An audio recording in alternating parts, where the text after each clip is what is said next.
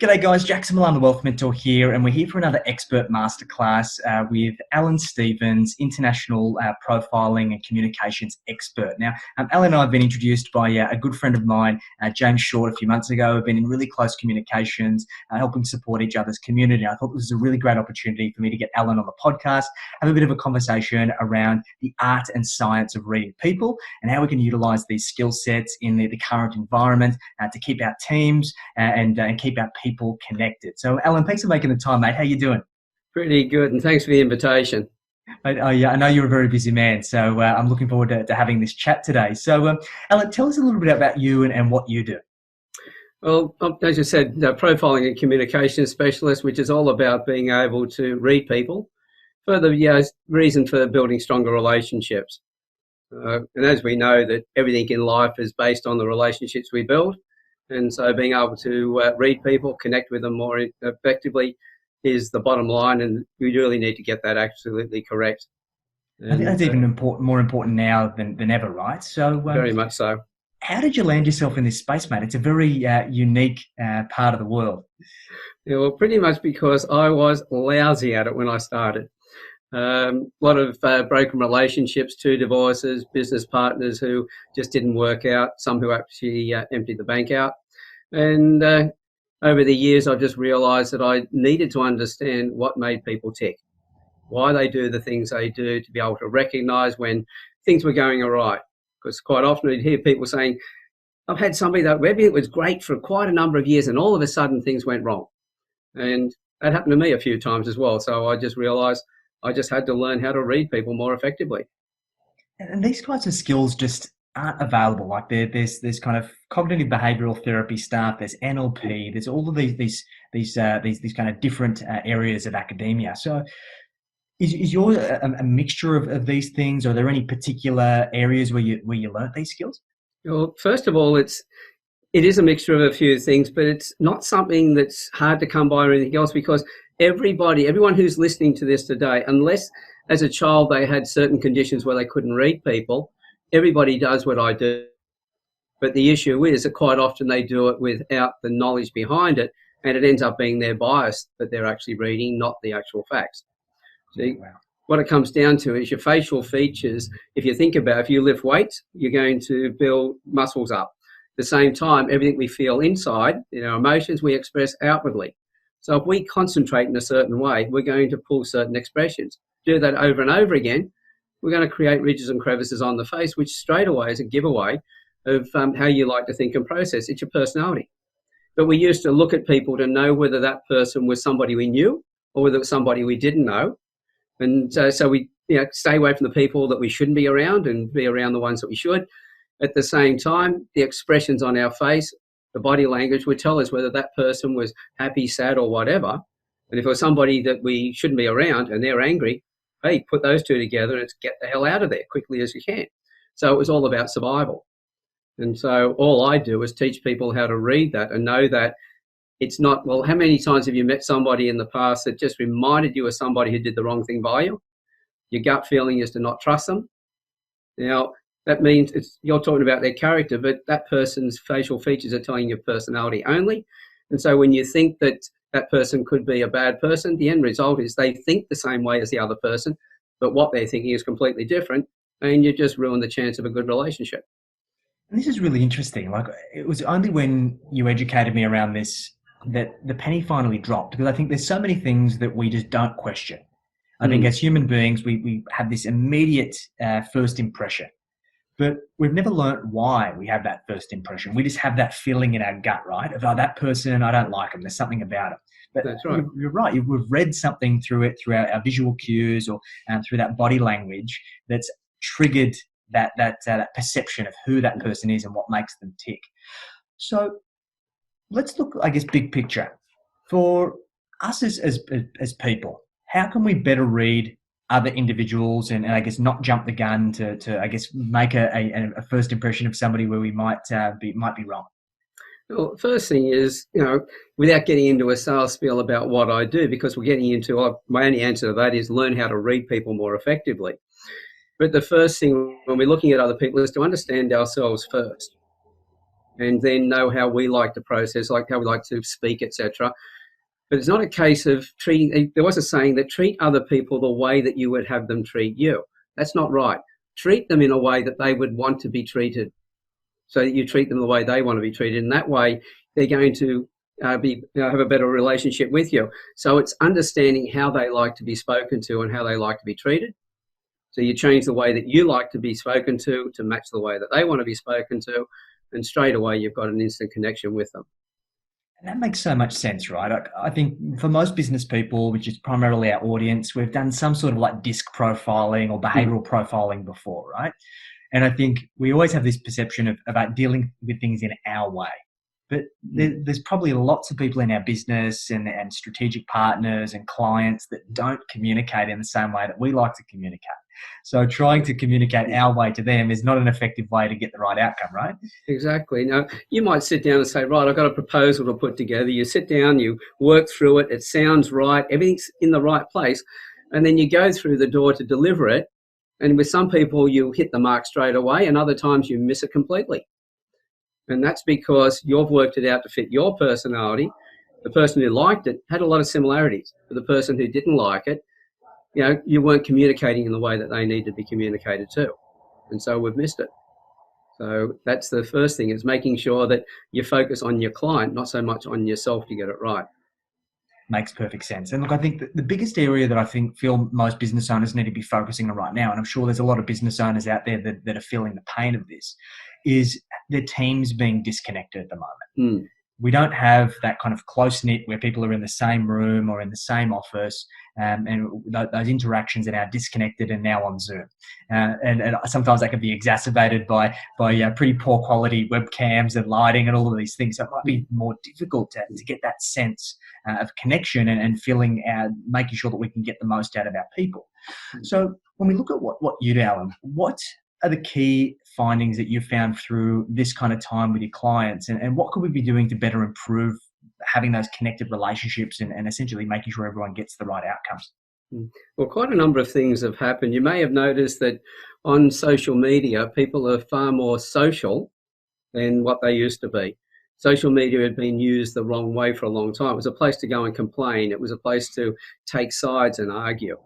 But because of the physical isolation, and we are social beings and we crave that, so all of a sudden now in the lockdowns, we're really craving more of that. So we're putting in more of an effort into connecting with the other person. So it's not about us anymore. It's about trying to connect with the other person more effectively. So we're putting our focus on them. Leading into the coronavirus, we already had a major problem. In 2016, the figures were that 66% of employees were disengaged in the workplace. In 2018, that rose to 87%. So if all those staff are disengaged in the workplace, their productivity is down, they're unhappy, they're going home and they're getting into arguments with their spouse, their kids are copying it, and you've got domestic violence, and bullying then extends through to the children. They take that to school and bully there. So we had a breakdown because everybody focuses on, we have to have a business relationship. There is no such thing as a business relationship. Because businesses don't talk to each other. The building doesn't talk to the other building. It's the people in the company that talk to the other people in the other company. So every relationship is a personal one. And when we're under stress, the first thing that got taken out of all the training in an organisation was the emotional intelligence, the leadership skills. We had plenty of management stuff going on, new systems and how to manage your staff. But when people don't want to work because they're not happy, they're only doing what they have to do, the managers then have to micromanage. And they weren't moving into leadership. So we had this problem straight away. So right now, the most important thing for those companies that there's some that shut their doors and they won't open again because they were in such a bad way to start with. Those that had better relationships with their staff had more money and will weather the storm a lot better. They may take a while to recover, but they've got a better chance of recovering. And those that really had it right with their staff and high productivity, they're the ones that will come out in front as soon as we get out of the lockdown again. They'll hit the ground running because the staff are connected. So that's surprising statistics, like over 80% of disengaged people in an organisation. So what are the warning signs that you can see? What are the patterns what are the things that you should be looking for to identify that there might be a problem in terms of your workforce being disengaged? The first thing, and most of the business owners out there will cringe at this one, first thing is look at how you communicate with your staff. What sort of responses do you get back from them when you talk to them? Do they volunteer ideas? And how do you treat them when they do volunteer ideas? Because think about, to be in love with a partner, for instance, we need to feel that we are valued, that we contribute, that we have a place that we belong. It's no different for your employees in the workplace. They have to feel that they contribute. They have to feel like they belong, that they're respected and everything else. If you're not speaking to them in that way, I guarantee you've got a problem already. Yeah. So getting that part of it is essential. If your staff are coming to you with ideas, because the true definition of a good business person was somebody who employed people that were smarter than he or she to do the work that they couldn't do or didn't want to do, so they could go on leave. And while they're on leave, the company would grow in their absence because the people take ownership of the organisation. Now, I know what that's like because I worked for a government department, and when I took redundancy, half of my staff wanted to resign and go out into private business with me, simply because I led them as a team. And by the way, they worked their tails off. They worked hard, but they always kept on coming back and going, what next? What else do you want me to do? What about these ideas? Involve your staff. If you're not involving them, there's your problem. And I think that's the dream for most of us as business owners, is to have highly engaged employees that love what they do and that we can trust that if we do exit the business for a period of time, we're not going to come down to something that's burnt to the ground, right? That's it. So let's assume that we've identified that there's a problem. The team are disengaged. The way that they're communicating is not what you've just mentioned. What are some simple strategies that a business owner can start implementing to start turning the tide? First thing is conversations with each of those people. Get them aside, make sure that they know that, hey, you're not looking at sorting a problem out in them, but you're looking at asking them for support and bringing it around. Because in a discussion, I would always talk to people about the fact that, hey, you don't have a job if the business isn't running well, because we can't pay people if we're not. At the same time, we want to be able to get higher productivity, and we now realise that by putting in more effort in our staff and looking after them, because they're the ones talking to our customers and clients, if we look after them, then we're going to make more money. So that the staff who are already disengaged know that you have an ulterior motive to help them, which is in their advantage, because you're going to lose money if you don't, because they then can trust that you're looking after your back pocket. Because most employees will be saying the company doesn't care about me, all they do is care about profits. We'll show them how you've now realised that you've linked the profits to their happiness and vice versa. And then they go, oh, okay, so you are serious about this. You're not just playing lip service. There's a number of workshops I've gone to, and I've sat in and listened to bosses talking to their employees and talking about how they're really putting the employees forward. I'm sitting in the side wings and that just watching the expressions and knowing that they're just making the situation worse. A few eyes being rolled, I guess. Oh, that and a few snickers and sneers and looks of contempt and disgust. They just roll out. That's I think the hardest part, that I think many business owners feel trapped, that maybe they've got a bit of a toxic culture, they've lost that connection with their team, and they feel like it's gone too far. Do you believe that's actually true? Does it ever go too far to the point of no return? Well, if it's got to that point where it's a point of no return, your staff are on their way out the door anyway. While if they're showing concern that they don't like the culture and everything else, you got their interest. So now's the time you can start having those conversations. Because in that original 66% disengaged in 2016, they were saying that 48% were just disengaged, but there was 18% who were actively disengaged. And that's where your problem is. Those ones that are whinging about the organisation, putting it down and complaining, they're the ones that are wearing everybody else down. And that's why the number went up by another 21%. And at the same time, management didn't pick up on it. They thought, right, let's just push more micromanagement into place, put more pressure on them. And now you've got disloyalty. You've got people just doing what they have to do to get by. And you're wondering why it's going backwards.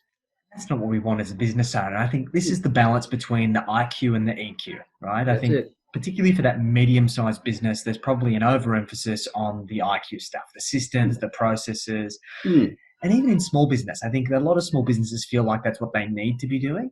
But at the end of the day, and one of my mentors once said to me, would you prefer to have a really good builder that has a crappy building contract? Or would you prefer to have a crappy builder with a really good building contract? Because the reality is, if you've got a good builder, you're not going to need the contract. That's it. So Exactly. the same thing lies with your team. So I guess the big thing around reading people is understanding motivators and drivers.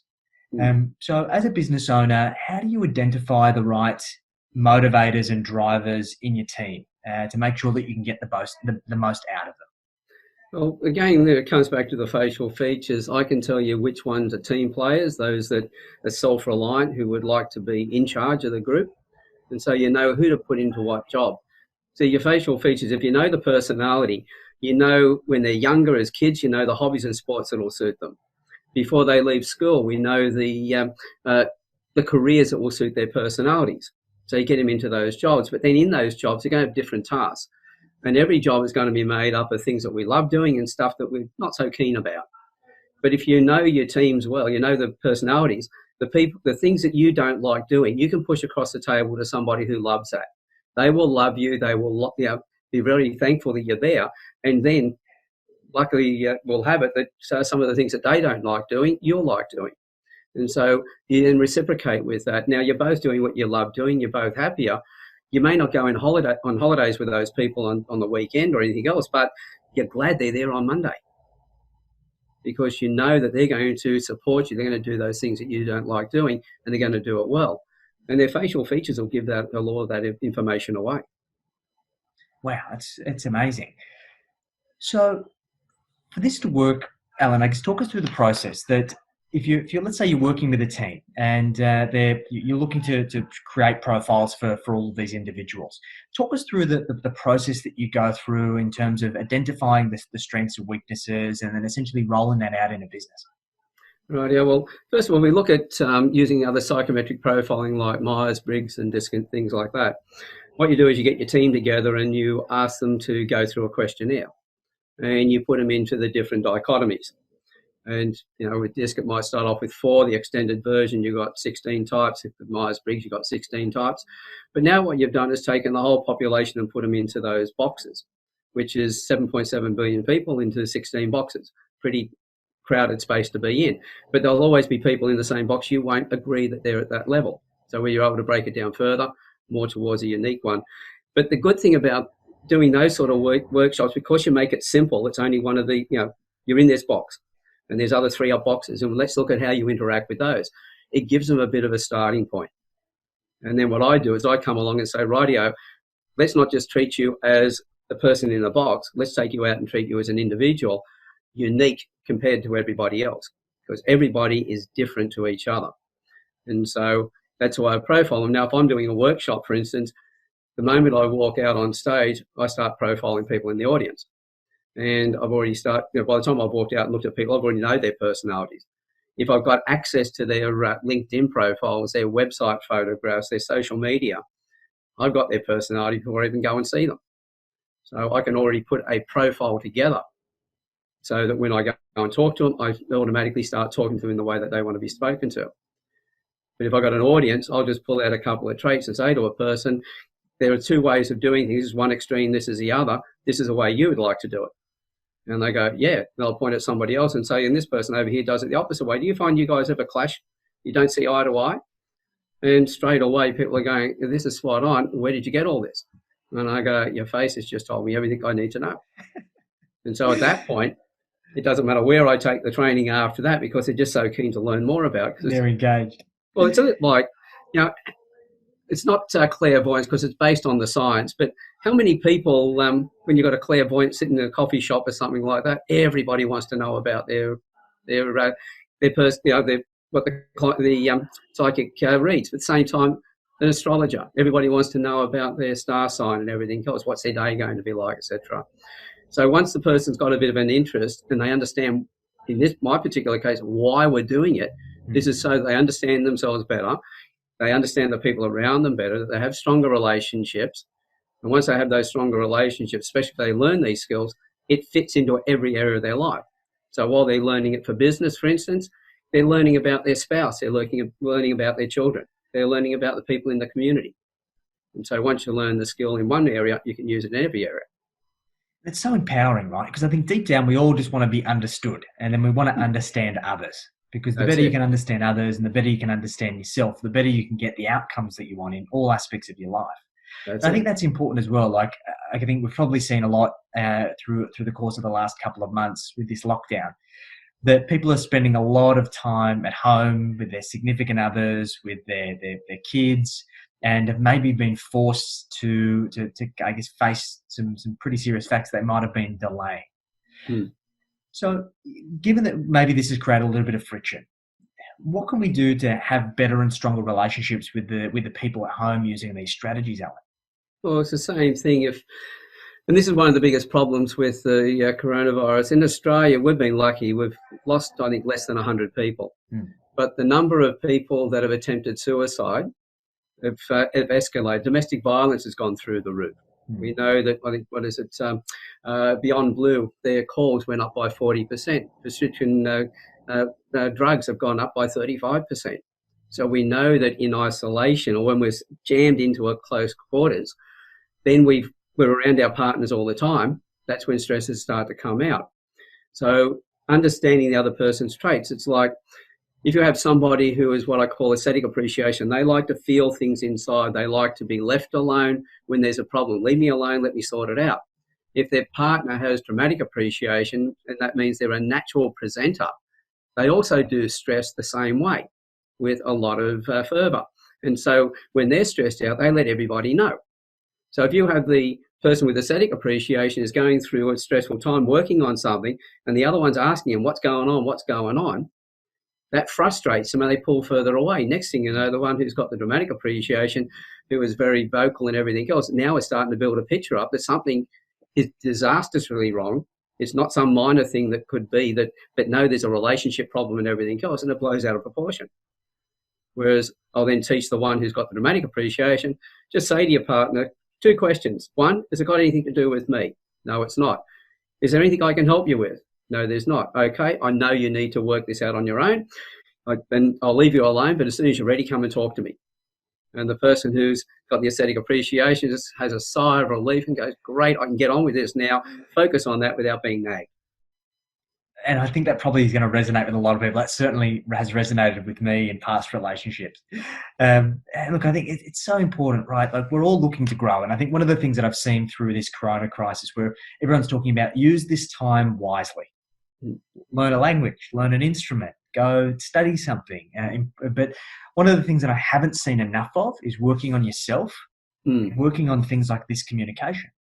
And it is so profoundly impactful in so many different areas of your life. Once you learn these skills, it will exponentially improve everything else, right? Exactly. And the way I've taught people, I make it extremely simple. And because then it becomes fun as well. Now, my youngest student at the moment is I've got to correct myself on this because I had been saying my 11-year-old granddaughter, but she turned 12 last week. So she's my 12-year-old granddaughter. And she's doing a master program, and she's blitzed it. She's gone through it. She understands all the traits. She's now looking at and asking me all the time, if I got this trait and I got that trait, what would happen there? If I changed it and the person's got this trait. And she's profiling people left, right and centre. The kids who used to bully her at school, she's sorted them out. And now she's teaching the teachers how to teach her, because she's asking them to answer questions in the way that she needs to hear it. And so she's steering them. So she's educating them in the process. And the poor things don't know what's happening to them. Wow. Imagine if all of our kids were taught these things at 12 years old, the impact that it had. Well, think about the kids. You know, a lot of kids get a lot of tough times at home. They might be abused by their parents, or they might just feel like they don't belong because their parents are so busy and everything else. So they feel out of sorts. So they end up, especially if they're being bullied, they will go to become bullies because that's how they get their self-esteem back, and they're bullying other kids. Yeah. But when you're happy, you haven't got the time, you haven't got the interest to go and have a fight with anybody. You're too busy having fun. And you attract people around you who have got similar personalities who want to enjoy the same things. And so everybody's happy. So even though you see a mob on the other side of the room who don't do the things that you do, do completely different things, and they're happy in their stuff, you just wouldn't go over and bother them. But if you're feeling down and they're happy, got to pull them down, Yeah. and that's the way the bullies work. So there's so many things that can come out of this when you do it right. It's huge, and I completely believe it because I've had experiences around this and I know the power. But I think, like anything in life, there's typically three groups of people. There's groups of people who are all for this, and they're the adopters, right? There's the people who are indifferent and probably sitting on the fence, and then there's people who are a little bit skeptical. They think this is all just a bit of woo-woo stuff. So, Alan, if you wouldn't mind sharing maybe some case studies of some examples of scenarios that you've gone through kind of before and after of the impact these kinds of skills have had, what could you share? Well, let's start from the youngest first of all, who's kids. About just short of 10 years ago, I had a lady came to me and asked if I'd profile her 6-year-old son at the time who has Asperger's. The school didn't want him. The after-schools care didn't want him either. She's at the time she was managing hotels, single mum, so time poor. And so she relied on the school. She couldn't handle getting calls on a regular basis. So I profiled her son for her. A year later, where they'd said he'd never do presentations in front of the class, he was doing presentations in front of the class. A year and a half later, they realised that because his behaviour had changed, they were able to reduce his medication with the doctor's approval, and they didn't need the psychologist anymore. Wow. Then shortly after that, well, when he was 11 years old, he wanted, because he's the regular part of the school, he wanted to invite his classmates, all the kids, over for a birthday party. And his mother dreaded it first, but she sent me a message saying it was just a noisy boys' party. It was noisy, but it was just a normal party. At the age of 14, yes, they did get a psychologist back in, but now the hormones are in place, so they needed it for that. He's getting on to 15 years old now, or he's 15 years old, heading towards 16. And he was a handful before because he's 6'1" at this age. So he's a big boy. But you mentioned his name to his mother, and her face just lights up, and she raves about the great relationship they got. So she's still doing testimonials for me today. Wow. Then with couples, obviously, if you're able to talk to your partner the right way, then the end result is they will have a better understanding of you. You can then, because the things that bring us together are usually the things that are opposite. We either attract to somebody who is very similar, and that's like having a nice pair of slippers. We're very comfortable and everything else. Or the ones that excite us are the ones because they're different. Now, it's not that our partner changes over time. It's that our, as I say, familiarity breeds contempt. So as you're getting used to the things that were fun in their personality, now you start to notice the other side of their traits. And all of a sudden you're then complaining your partner's changed. No, just your interaction with them has changed. So if you know how to speak to them, you change that. Now, in the workplace, I had a gentleman call me who he was doing my master course, and part of the master course is, as we're finishing it, I always get them to find a client that they, a good paying client that they want to get across the line. So I get them to make sure that they understand what they've learned in the course. I get them to go away and put a full proposal together. Then come back to me and go through the proposal, but not to sell to me, but to show me why they structured in that way, so that I can critique it and everything else. And that way, when they go out the door, they know their stuff. And then they can go and deal with the client without worrying about that side of it. And in the early stage, this client said, look, I really need to do this early. So I've got a client who has, it's a $2 million project that I've quoted. It's a building. He and his business partner won't go above 1.6. And I said, well, show me their faces. And I said, well, the one you're talking to about the actual value, the quote and the money, I said, stop talking money, start talking service. This guy's about receiving service. It's also going to be the first of a number of buildings. So this one has to be spot on. So talk to him about all of that and how it's going to look and all the rest when you put it together in the right way. His business partner was about the money, but he was also about variety. He didn't like doing the same task over and over, and he wanted to get things done quickly. So I said, talk to him about, yes, get the first one right because it's all structured the right way. You'll get clients in sooner. You'll fill it up. You'll be able to again have more money to go on to the next project, which means you get the other projects done faster. He added $150,000 to his original quote and signed him off on it. Wow. So it just comes down to the more that you understand the other person, you speak their language better again. And when you speak their language, because as they say, nobody does business with you if they don't know, like, and trust you. So that trust is most important. And you only get that when you build a personal relationship. So the faster you're able to read them and connect with them, because as they say, to make a connection, to actually get a sale, it can be somewhere between 7 to 21 touch points. Well, if you don't connect day one, it's going to be probably more like 21 touch points. But if you make that instant connection, it's more than likely going to be less than the 7 touch points. And you've got to ask yourself, do you want to keep spending time going back and wasting time talking? Or do you want to get that one done and move on? Because I had one client who was a renovator doing kitchens and bathrooms and deckings and things. When he came to me, he said his conversion rate was about 1 in 2, about 50%. I mean, great. So anyway, by the time we finished, he came back and he said, well, now I'm between about 80 and 90%. And I went, well, what does that mean to you? He said, well, it means I'm doing less quotes because I'm doing more building and I've more than doubled my income. Wow. So it's really just a numbers game when it comes down to it. And it all starts with this stuff. And I think this comes full circle, Alan, that we've come back to that balance between the IQ and the EQ.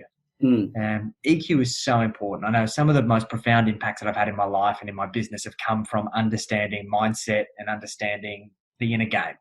And I think this just really flows on from that. And you've given so many different examples that there's so many possible opportunities. So let's say somebody's listening to this and what you've said's resonated with them. Where should they start in this process? Well, one of the things, and I'll give you the link as well, to get a taste for it, as I say to people, if you went down the beach and you were looking at diving in the water and you're not quite sure what the temperature's like, do you go and throw your whole body in or do you go and stick your toes in? Well, most people go and stick their toes. There's only a few fools like me that might throw themselves in there. They're in for the thrill. But most people will test it out. And I go, I'll give you a link to some free tips. And in that, it talks about the 7 secrets to reading people. So the first one of always is know yourself. Second one, know the other person. Third one, change the way you speak to the way they want to be spoken to. So you can treat them in the way that they want to be treated. And then it's got a few more tips after that. It's a 6 email cycle over 11 days. Each email has a video in it that actually takes you through some of the traits. It even takes you into understanding if a person is telling you the truth or not, where their eyes are moving. And so that they can have access to. If they like that, then come back and talk to me. And we can, because I've got online courses. My course has been accepted as CPD programs for real estate in New South Wales, finance brokers around Australia, lawyers, accountants, and presently getting the courses accredited for school teachers around Australia. Wow, fantastic. So they're all professional development programs. So they can do online courses, or they can come to me. But really, at the end of the day, the question is, what is it that you really need? What are you after? But to know whether this is something that even be interesting, have a look at the 7 secrets first. Cost them nothing, just a little bit of time. Fantastic. And I've gone through them. They're fantastic. They provide some really valuable insights. And I think it's like just peeling back the layers of the onion, right? This can really go as deep as you want. It's about finding out where are the areas that are going to have the most significant impacts in your life, in your business, with your relationships, and ensure that you can leverage the great value of everything you've got to share. So, Alan, mate, thanks for investing the time. I think we've covered off some really valuable insights. So I guess what would be the kind of key takeaways, summarising everything that we've gone through today? What are the key action items that somebody's watched this? What should they go and do next? Well, one of the things is, as you said, there's a belief factor about whether this is real or not. One of the sayings that I've learnt some time ago, and I pretty much live by it, is that the most important thing I'll ever learn is the next thing I learn after I think I know everything. So always keep an open mind. Investigate it first. It may not sound, I think that might be a little bit on the woo-woo side, a bit crazy. Check it out, because you never know what you might be missing out on. Don't let your perceptions of past experiences ruin your future now. The other thing is too that when you're thinking about your staff, there's something else I live by, and that is what you do for yourself dies with you, but what you do for others and for the community, for the world, isn't always will be eternal. You get a feedback from those people, so look after your staff. So they're the first thing. Start having conversations with them, but tell them when you're having the conversations, you're trying to figure out ways in which you can all benefit, and point out that you only make money if they're happy, and that's what you'd like wanting to do. And it's not a case of wrapping them up in cotton wool. what was it now? February in 2018, I put a post out on LinkedIn, and it was just a simple statement with Richard Branson's face there, and next to it was take care of your employees and they'll take care of your business. It's that simple. Signed off, Richard Branson. That was like, yeah, I got some responses because all I put next to it, I didn't put any blurb, I didn't put any long post. All I put in there, if that's the case, then why is it that 87% of people are disengaged in the workplace? The comments that started flying back from all the people who were employed, rubbishing their employers. And only one or two actually said they were happy in the work they were doing. And some businesses were having a go at each other, saying, one saying you have to look after your customers, another one saying, no, you've got to look after your people first, and all this sort of thing. So I put another one up with a different picture of Richard. The lead statement coming into it was customers don't come first, employees come first, and then the rest of that statement. And I said, can it be that simple? And I said, yes, it can be. And I gave a quick little description on what take care of your employees means. It doesn't mean wrapping them in cotton wool. It doesn't mean giving them loans. It doesn't mean bending over backwards for them. It's, as I said before, it's making them feel that they have a place, that they are valued, getting them involved in the business, treating them as adults, not children. And in that case, they will improve. Then I put a video up after that explaining, going more detail into what take care of your employees means. I stopped counting it when it went over, those three together, it went over 100,000 interactions. That's how this hit the community. If it gets that sort of reaction, it's telling us that, yes, there is a lot of problems and most businesses aren't hearing about it because their staff don't trust them enough to tell them. So you have to go looking. You have to start looking for signs, have discussions with them, see what their response is. Do they want to get involved in a conversation with you or not? Or do they just answer your questions bullet point? Yeah. It's build a relationship with them. It doesn't mean taking them on holidays or anything else, but it's, if you ask them a question like about their family or whatever, take note of it. Don't just fob it off. Make sure you listen to it next time you see them. How are the kids going, or whatever it might be? Oh, did you sort that problem out at home? And you do want to know if they've got a problem at home, that they've sorted it out, because otherwise they've brought it to work. Exactly. There's no way of leave your problems at home and leave your work at work. That's rubbish. We're emotional beings and we take it everywhere. 100%. Wow, mate, you've dropped so many bombshells and there's so much value to take from this. I know every time we have a conversation, I've got notes that I've got to frantically try and take down to implement in my own business. So, guys, if you're interested in having a conversation with Alan, we'll include some links in the comments. Make sure that you subscribe to it. This is hugely valuable stuff. It has profound impacts in your life, in your relationships, in your business. And you need to make sure that you get it from the experts, the people who have been doing this for a really long time and getting profound results. So, Alan, thanks again, mate. I really appreciate you making the time. Look forward to catching up again soon. And guys, hopefully you've enjoyed this expert masterclass. I'm Jackson Lam, the Wealth Mentor, and we will catch you next time. Thanks very much.